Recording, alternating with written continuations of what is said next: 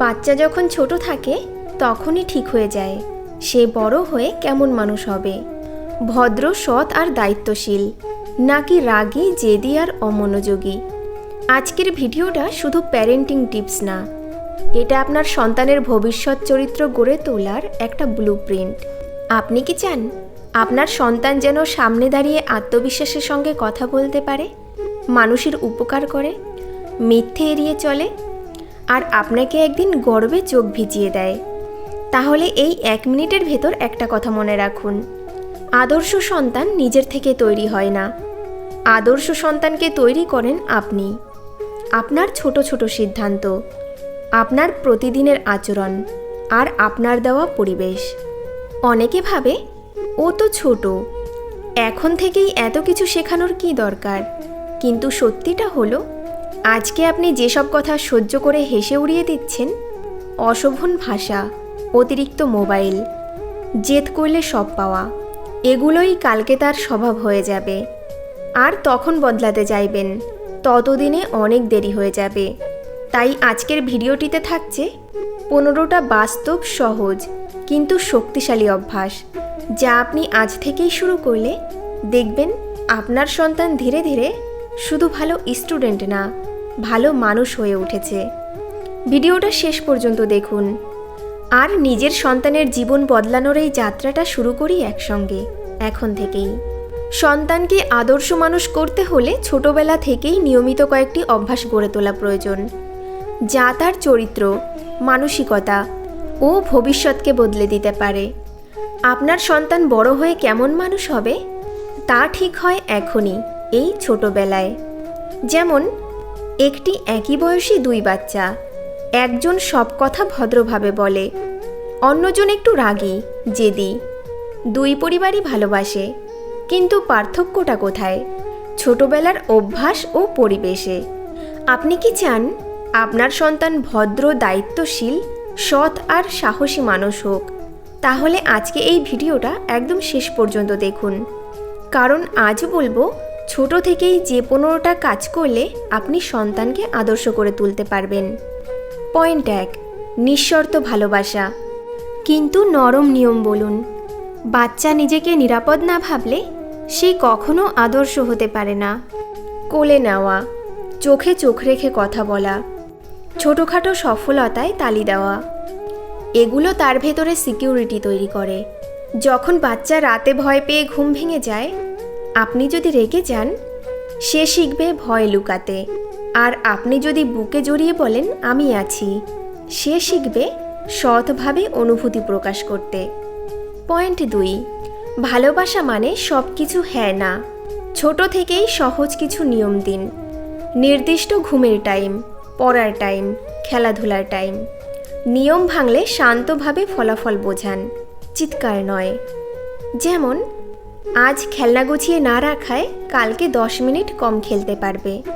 বাজারে গিয়ে বাচ্চা যদি কোনো কিছু কিনে দেওয়ার জেদ করে, আপনি যদি প্রতিবার দিয়ে দেন, সে শিখবে জেদ করলে সব পাওয়া যায়। বরং তাকে বোঝান, আজ আমরা প্ল্যান করেছি শুধু এই জিনিসটাই কিনব।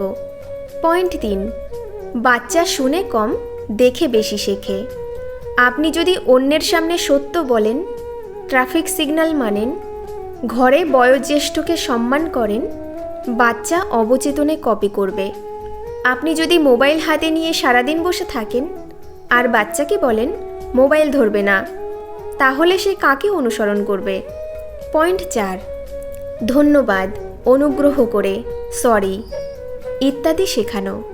আপনি নিজে বাচ্চাকে ধন্যবাদ বলুন, তখন সে বুঝবে এটা শুধু বইয়ের শব্দ না, জীবনের আচরণ। পয়েন্ট 5, বয়োজ্যেষ্ঠ, কাজের লোক, দোকানদার, সবাইকে সম্মান প্রদর্শন। শিশুকে শেখান মানুষকে কাজ দিয়ে বা টাকায় নয়, মানুষ হিসেবে সম্মান করতে হয়।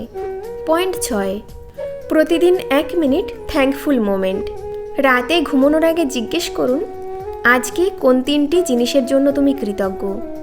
এর ফলে বাচ্চা তুলনা আর হিংসা কম শেখে, যা তাকে ভেতর থেকে বিনয়ী ও আদর্শ করে। পয়েন্ট 7, ছোট থেকেই ছোট দায়িত্ব দিন। নিজের খেলনা গুছিয়ে রাখা, প্লেট সিল্কে রাখা, স্কুল ব্যাগ নিজে সেট করা, এগুলো দিয়ে দায়িত্ববোধ তৈরি হয়। উদাহরণস্বরূপ, অনেক বাবা মা ভাবে বাচ্চা এখনই কাজ করবে কেন, বড় হলে শিখবে। আসলে বড় হলে নতুন অভ্যাস তৈরি করা অনেক কঠিন, ছোটবেলাতেই মূল গজিয়ে যায়। পয়েন্ট 8, প্রতিদিন অন্তত 10 থেকে 15 মিনিট গল্প, ভালো চরিত্র, নীতি, সততা, সাহস, এই সব ভ্যালু বেসড গল্প শোনান। বইয়ের প্রতি আগ্রহ তৈরি করুন, ছবিসহ বই, ছোট ছোট গল্প, এগুলো একদিন তার চিন্তা ও সিদ্ধান্ত নেওয়ার ক্ষমতাকে প্রভাবিত করবে। পয়েন্ট 9, রাগ করা খারাপ নয়, রাগে কি করছো সেটাই আসল। বাচ্চা কাঁদলে বা রাগ করলে তাকে চুপ করো না বলে জিজ্ঞেস করুন, তোমার এখন কেমন লাগছে? এভাবে সে নিজের অনুভূতি চেনা শিখবে। তাকে শেখান গভীর শ্বাস নেওয়া, একটু দূরে গিয়ে জল খাওয়া, এইসব ছোট ছোট টেকনিক। পয়েন্ট 10, মোবাইলকে সঙ্গী বানাবেন না। খাওয়ানোর সময় কাঁদলে বা চুপ করাতে অতিরিক্ত মোবাইল দেবেন না, এতে কনসেন্ট্রেশন ও আচরণ দুটোই খারাপ হতে পারে। নির্দিষ্ট স্ক্রিন টাইম, বাচ্চার সামনে মানসম্পন্ন কন্টেন্ট সিলেক্ট করা, এগুলো খুব জরুরি। পয়েন্ট 11, চুপ কর, বেশি প্রশ্ন করিস না, এই ডায়লগ বন্ধ করুন, বরং বলুন, ভালো প্রশ্ন, চলো একসাথে ভেবে দেখি। এতে সে লজিক্যাল, সৃজনশীল ও সাহসী হয়ে ওঠে। ভুল উত্তর দিলেও তাকে হাসাহাসি করবেন না, এতে সে প্রশ্ন করতে ভয় পাবে।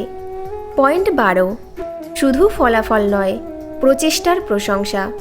তুমি 90% পেয়ে পাশ করেছ, এর চেয়ে তুমি অনেক মন দিয়ে পড়েছ, সেটা সত্যি গর্বের। এরকম কথা আত্মবিশ্বাস বাড়ায়।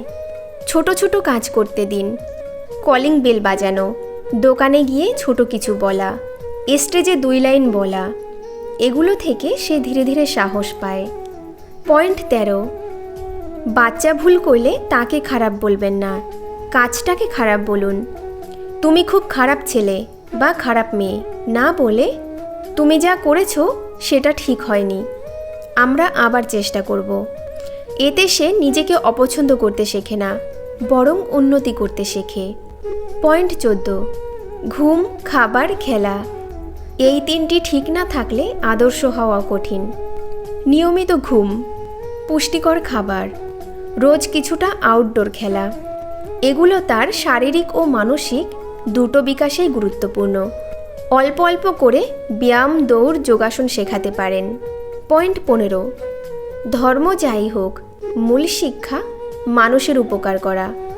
প্রার্থনা, ধ্যান বা নীরব কৃতজ্ঞতার 1 থেকে 2 মিনিট সময় দিন, যাতে সে ভিতর থেকে শান্ত হতে শেখে। মাঝে মাঝে গরিবকে সাহায্য করা, গাছ লাগানো, পশু পাখির প্রতি মায়া, এগুলো তাকে মানবিক আদর্শ মানুষ করে তুলবে। পারফেক্ট প্যারেন্ট হতে হবে না, শিখতে থাকা প্যারেন্ট হলেই যথেষ্ট। সপ্তাহে 1 দিন 15 থেকে 20 মিনিট পরিবার মিটিং করতে পারেন। সবাই নিজের ভালো মন্দ, শেখা, ভুল শেয়ার করবে। আজ আমরা এই ভিডিওটিতে 15টি পয়েন্ট আলোচনা করলাম। ভালোবাসা আর সিকিউরিটি, সীমা ও ডিসিপ্লিন, নিজে উদাহরণ হওয়া, ভদ্রতা, সম্মান, কৃতজ্ঞতা, কাজের অভ্যাস, পড়ে শোনানো ও গল্প, ইমোশন বোঝা, স্ক্রিন ও মোবাইল নিয়ম, প্রশ্ন করার অভ্যাস, আত্মবিশ্বাস, ভুলের সুযোগ ও ক্ষমা, স্বাস্থ্যকর রুটিন, ঈশ্বর, আধ্যাত্মিকতা, মানবিকতা, সময় দেওয়া ও মনোযোগ। আপনি আজ থেকেই যদি অন্তত 3টি পয়েন্ট জীবনে আনতে শুরু করেন, যেমন বাচ্চাকে সময় দেওয়া, নিজে উদাহরণ হওয়া আর মোবাইল ব্যবহারে সীমা আনা, দেখবেন ধীরে ধীরে সন্তানের ভিতর এক অসাধারণ পরিবর্তন আসতে শুরু করেছে। বন্ধুরা, কমেন্টে লিখে জানাবেন এই 15টার মধ্যে কোনটা আপনি আজ থেকেই শুরু করবেন। যদি ভিডিওটা ভালো লাগে, অন্য পিতামাতার সঙ্গে শেয়ার করুন, কারণ এক একটা সচেতন পরিবার মানেই ভবিষ্যতের এক একটা আদর্শ মানুষ। ভিডিওটি শেষ পর্যন্ত দেখার জন্য অসংখ্য ধন্যবাদ। ভালো থাকবেন, সুস্থ থাকবেন।